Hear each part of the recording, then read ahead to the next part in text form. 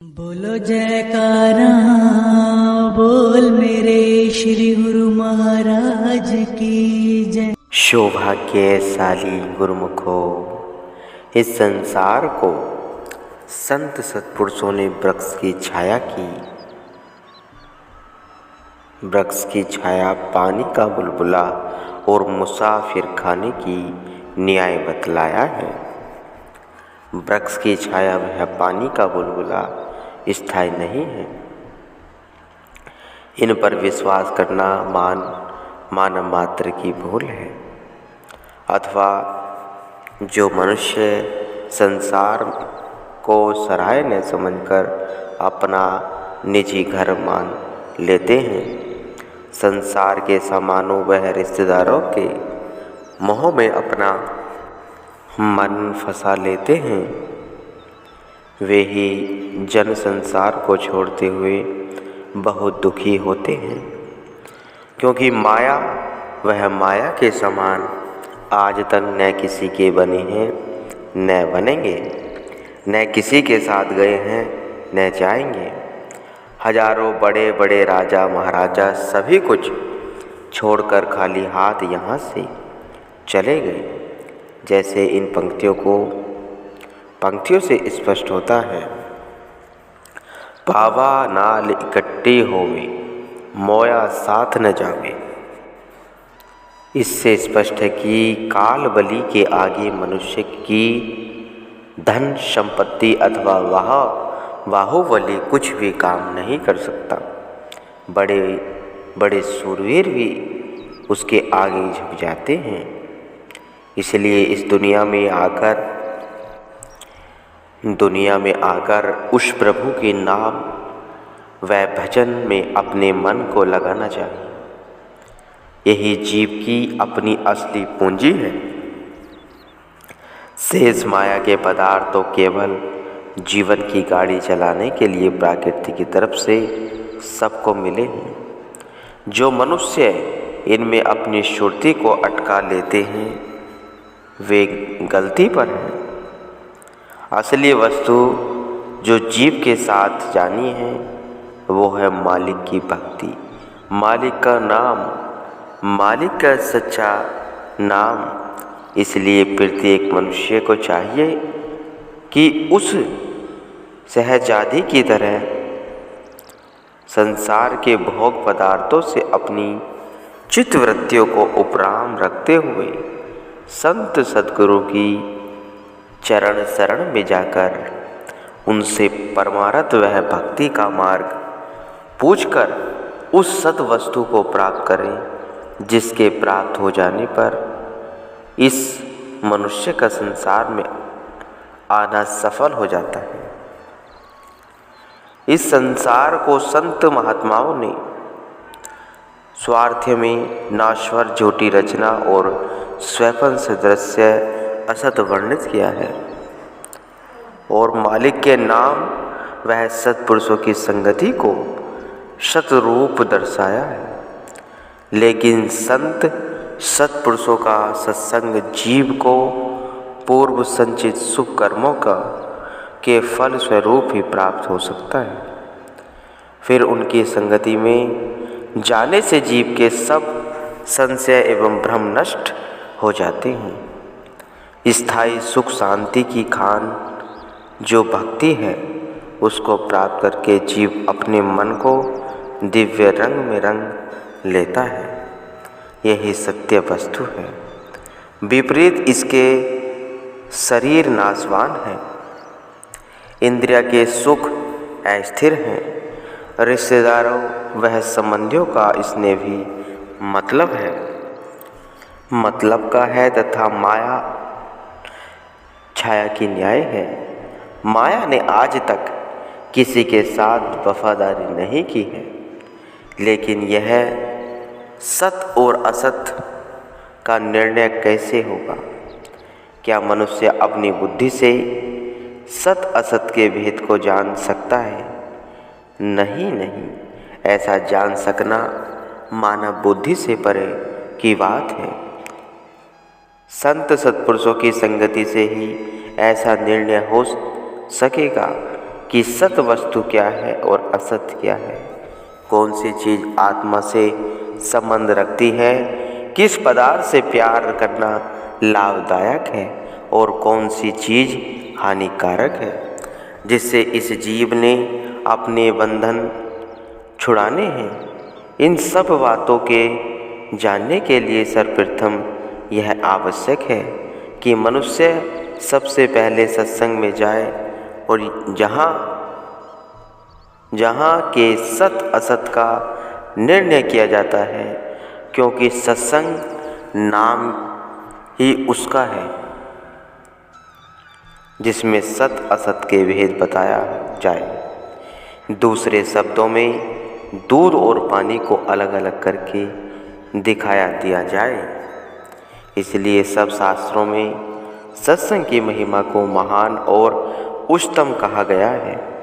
भगवान श्री रामचंद्र जी जब सबरी के आश्रम पर गए थे, उस समय उन्होंने सबरी को नवदा भक्ति का उपदेश देते हुए सबसे प्रथम भक्ति संतों का सत्संग ही बताया था। प्रथम भक्ति संतन कर संगा। वास्तव में यही सुदृढ़ नींव है जिस पर जीव भक्ति का भव्य भवन निर्मित कर सकता है एवं जिज्ञासु सैन्य अपने लक्ष्य की ओर बढ़ सकता है। उदाहरणतः यदि कोई भी बालक विद्या पढ़ने के लिए स्कूल में प्रविष्ट होता है तो शिक्षक उसे सर्वप्रथम आवर्ण ही विद्या सिखाना आरंभ करते हैं। ठीक इसी प्रकार परमार्थ वह भक्ति मार्ग में ही संतों का सत्संग का अक्षर के समान भक्ति पथ का प्रथम सोपान है। आप यदि किसी भी ग्रंथ शास्त्रों को पढ़ें, किसी भी संत महात्मा की वाणी पर विचार करें, तो उसमें सर्वप्रथम सत्संग को अपनाने की अत्यधिक प्रेरणा दी गई होगी। सत्संग में आने से जीव का मन सत की ओर प्रेरित होने लगता है और मनुष्य के मन का कांटा बदलकर भक्ति और परमार्थ की ओर लगने लगता है। सत्संग की जितनी महिमा लिखी जाए उतनी थोड़ी है। सत्पुरुषों का एक घड़ी का संग ही मानव के जीवन धारा को बदलकर कुछ न कुछ बना देता है। प्रस्तुत दृष्टांत में एक ग्वालिन बालिका ने एक घड़ी के सत्संग सुनने और उस पर आचरण करने से किस प्रकार अपने जीवन को सुधार लिया, वह प्रसंग यहाँ से पढ़िए। किसी नगर में मायादास नाम का एक व्यक्ति रहता था। उसके पास बहुत ही गाय भैंसें थी। वह दूध बेचकर अपना और अपने परिवार का जीवन निर्वाह करता था। उसकी 2 लड़कियां थीं। बड़ी लड़कियां विवाहित थी और छोटी, जिसकी आयु अभी 14 वर्ष की थी, उसका नाम सौभाग्यवती था। यह अपने पिता की आज्ञा अनुसार चलकर दूध बेचा करती थी। उसे पिता का यह आदेश था कि जब सुबह शाम दूध धोने का समय आए तो दूध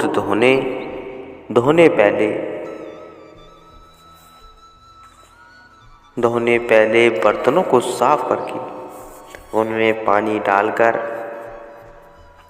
डाल दिया कर, जिससे दूध दोहते समय पानी दूध के साथ मिल जाए और ग्राहकों को दूध में पानी डालने का आभास तक न होने पाए। इसी साधन से मायादास कपट करके धन अर्जित किया करता था।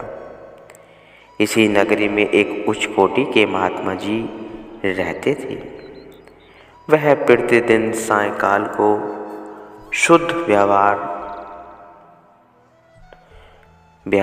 व्यवहार तथा भक्ति ज्ञान के विषय में उपदेश किया करते थे। इन प्रेम भरे वचनों को श्रवण करने के लिए काफ़ी संख्या में लोग आया करते थे। इसी से सारे नगर में इनकी महिमा फैली हुई थी। इनकी प्रसिद्धि के विषय में मायादास ने भी सुन रखा था। अतएव यह मन ही मन महात्मा जी के प्रति घृणा के भाव संजोए रखता था। इसने अपनी छोटी लड़की सौभाग्यवती से कह रखा था कि बेटी, तू नगर के 3 कोनों में जाकर दूध बेच कर आना, परंतु चौथे कोने की ओर कभी न जाना, क्योंकि वहाँ एक भाड़ भट्टे घर उजाड़ने वाले महात्मा जी रहते हैं। सौभाग्यवती पहले तो पिता के डर से कई दिनों तक उधर न गई, परंतु एक दिन उसके मन में विचार आया कि आज चौथे कोने की ओर जाकर देखूं तो सही कि कौन से भाड़ भट्टे रहते हैं। ऐसा विचार आते ही वह लड़की उस ओर गई। वहाँ पहुँचने पर देखती क्या है, एक वृद्ध महात्मा जी उच्च आसन पर विराजमान है और उनके आगे 400-500 स्त्री पुरुष प्रेम से बैठे व्याख्यान सुन रहे। यह देख सौभाग्यवती भी थोड़ी देर के लिए वहाँ बैठ गई। इस समय महात्मा जी सदाचार के विषय में उपदेश कर रहे थे कि सच्चाई के व्यवहार से जीव उत्तम गति को प्राप्त करता है तथा असत्य व्यवहार से दुख कलेश पाकर नीच योनियों का शिकार बनता है। अपने किए हुए कर्मों से मनुष्य कदापि नहीं बच सकता। महात्मा जी के वचन बड़े मनोहर थे, अतः कन्या के दिल पर गहरे उतर गए। वह काफ़ी देर तक वहाँ बैठी रही। सत्संग की समाप्ति पर महात्मा जी के निकट जाकर सादर नमस्कार कर पूछा, महाराज, सच्ची वह झूठी रहने का क्या स्वरूप है? महात्मा जी ने कहा, बेटी, सच दूध और झूठ पानी है। जो केवल दूध का विक्रय करे उसकी सच्ची रहनी है, और जो दूध में पानी मिलाकर बेचे उसकी झूठी रहनी है। फकीरों का कथन है, हमा चीज़ें वका पानी मुयस्सर अंध वदरगास चसवीना वका क्वायत फना क्वाहद जाहिल। हाँ, अर्थात विश्व में सत और असत दोनों प्रकार के पदार्थ विद्वान हैं। जो जिज्ञासु भक्ति परमार्थ के मर्म को जानते हैं, विचारवान, विवेकशील और उन्हें संत सद्गुरु की संगति में रहने की वास्तविकता का बोध हो गया है, ऐसे सज्जन सदैव नित्य और सत्य वस्तु से प्रेम करते हैं। वही सदा स्थिर और ध्रुव है। बुद्धिमान और विचारशील पुरुष कभी भूल कर भी विनाश्वर जगत के अस्थायी रसों की इच्छा नहीं रखते, अपितु वे इस संसार के झूठे पदार्थों का प्यार छोड़कर प्रभु की भक्ति में ही अपनी श्रुति को लगाया करते हैं, जो कि नित्य, सनातन और दोनों लोकों में कल्याण करने वाली है। महात्मा जी के इन वचनों से सौभाग्यवती की सुषुप्त कर्म जाग उठे, जिससे वह पूर्व किए हुए अपने कुकृत्यों पर पश्चाताप करने लगी और दिल में प्रतिज्ञा की कि आज से मैं पिताजी को बर्तन में पानी डाल कर कभी नहीं दूंगी। दूसरे दिन जब मायादास दूध धोने लगा, तब सौभाग्यवती बर्तन साफ करके ले आई, परंतु आज उसने पहले की भांति बर्तनों में पानी नहीं डाला। दूध धोते समय कुछ ग्राहक भी निकट ही खड़े थे। पिता ने खाली बर्तन देखकर लड़की को इशारे से कहा, बर्तन अच्छी तरह से साफ करके ले आओ। कन्या ने बर्तन धोकर पुनः खाली ही पिता के हाथ में थमा दिया। पिता ने दूसरे बार पुनः कहा, परंतु सौभाग्यवती ने इस बार भी खाली बर्तन पिता के हाथों में दिया, जिससे मायादास मन ही मन झल्ला उठा और कहने लगा, मुझे ऐसे लगता है जैसे आज तू बाहर भट्टों की तरफ गई हो और वहाँ से ही यह उल्टी पढ़ाई पढ़ आई हो। लोगों के चले जाने पर मायादास सौभाग्यवती पर बड़ा नाराज हुआ। तब उसने कहा, पिताजी, अब मैं बर्तन में पानी नहीं डालकर कभी नहीं दूंगी, क्योंकि महात्मा जी ने इस कार्य का कुप परिणाम बताया है। मायादास ने क्रोध में भरकर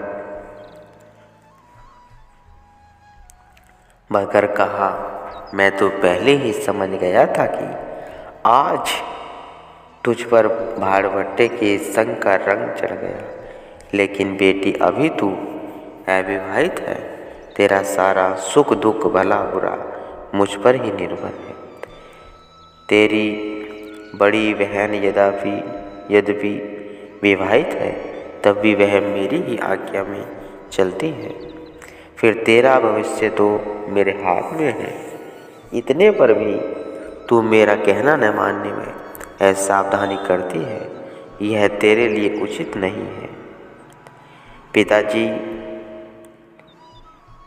उचित है अथवा अनुचित है, मैं अपने हाथों से जानबूझकर खोट कपट नहीं करना चाहती। जब तक मुझे ज्ञान नहीं था, तब तक मैं गलत काम करती रही। अब मुझे सत्संग द्वारा इस बात का अनुभव हो गया है, इसलिए मैं ऐसा करना पाप समझती हूँ। जैसे कहा है, अंध गिरे जो कूप में ताका दोष न होई, नेत्रवान जो गिर पड़े उसकी चर्चा होई।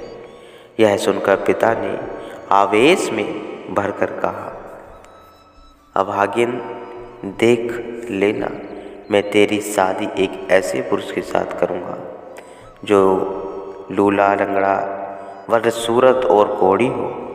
फिर तुझे पता लगेगा कि भाड़भट्टों की संगति का क्या फल मिलता है। तू ऐसा दुख पाएगी कि आयु पर्याप्त रक्त अक्सु प्रभावित करती रहेगी और फिर इस घड़ी का तू पश्चाताप करेगी। इन महात्माओं की शिक्षा से तू दिन रात दुखी होकर हो रहेगी। अब भी समय है, मान जा, उनके उपदेश का त्याग कर दे, फिर भूल कर भी उनका सुमरन न करना। कन्या ने दृढ़ता से उत्तर दिया, पिताजी, मेरे प्राध्याय मेरे साथ है, कर्म रेखा प्रबल है। यदि मेरे भाग्य में लूला लंगड़ा पति लिखा है, तो मैं उसी को ही भगवान की तरह से अति कृपा समझूंगी। मैं इस बात से क्यों मुख मोड़ूं? मुझे कोई भी भय नहीं, क्योंकि मेरा मार्ग सत्य से पूर्ण वह बिल्कुल साफ है। ऐसे होते हैं सच्चे सेवक और सच्चे गुरुमुख।